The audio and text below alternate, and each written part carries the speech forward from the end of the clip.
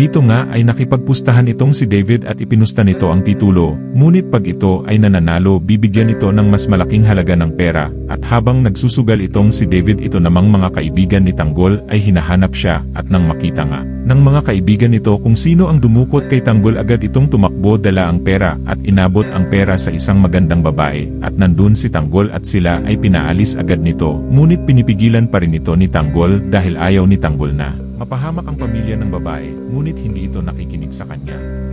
Natitira ka pa bang pera? Sa mga titulo ko, properties na mga kabalyera. One game, lucky night. Kapag nanalo ako, akin na yung titulo na yan. Kapag natalo ako, I give you 200 million pesos. Ito! Dala ng lalaki! Mabis! Adra!